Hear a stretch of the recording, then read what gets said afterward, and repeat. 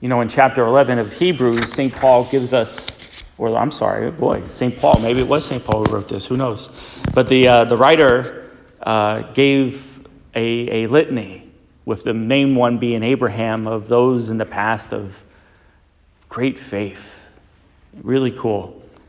And now he appeals to those who are sports fans out there. I know not everyone is, but I'm sure all know that the Eagles, the hometown team, is in the Super Bowl.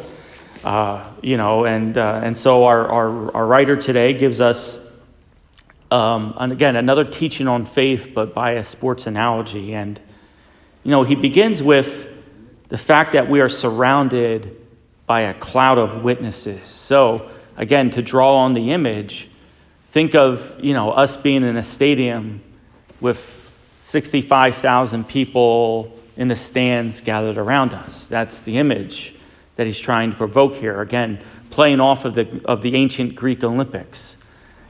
So we have the saints has a cloud of witnesses, and what are they doing? They're cheering us on, okay? Unless you're a Cowboys fan, and now then they're booing you. You know what I mean?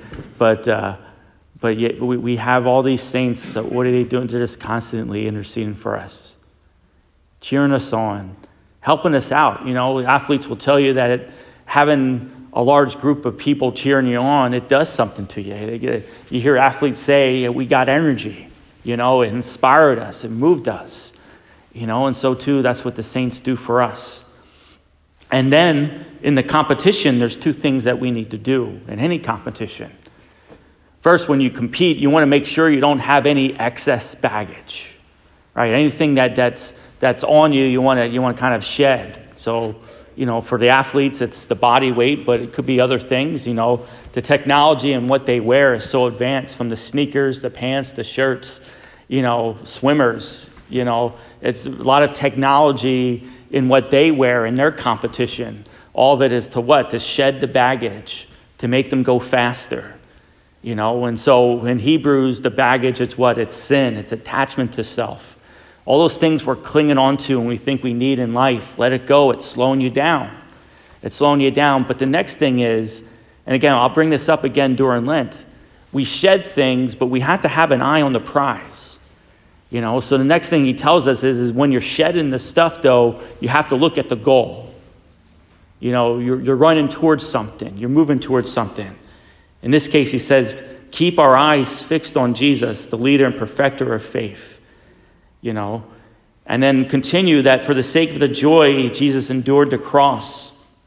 Then he took his right hand at the throne of God. Competition is tough. Training is tough. To get where you're at, to the top athletes in the world, there's a lot of pain, a lot of sacrifices involved. Life isn't easy. Life is difficult, and there's going to be things in life that are going to tag at our faith. They're going to get us down, weigh us down, but be persistent and persevere. And so with that, then, I just wanted, because it's such an awesome gospel passage, quickly, on this gospel passage according to Mark, we have what's called the Markan sandwich.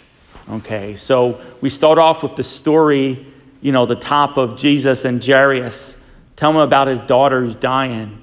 And then in the middle is a story with this woman with these hemorrhages. And then the story ends, with Jesus and Jairus' daughter again, the Markan sandwich. I like mine with lettuce, tomato, and bacon, but you know what I mean. But the middle part helps you define the rest of the story. So in the middle part, we have the crowd pressing in on Jesus, and this woman, her faith is so great, and her persistence is so great that she just sneaks up behind and touches the cloak. And her faith is so great that just touching the cloak of Jesus, she's healed. That great persistence on our part. 12 years of suffering. 12 years of doctors giving her advice. And as it says, it not only did it not help her, but it made matters worse. Persistence. Persistence in faith. And and then the story then concludes with the sovereign news that the daughter has died, and Jesus is like, no. Let's go. And so he brings the father and mother in. There's people wailing outside. Jesus says that she's just asleep. They laugh at him, ridicule him, and throws him out. and then he raises her up. The persistent faith of the father and the mother in all this. And so again, when things get down, continue on the race. It's a long race. It's an endurance race. It's not a sprint. Our lives are not sprints. They're marathons. Persistence in the faith.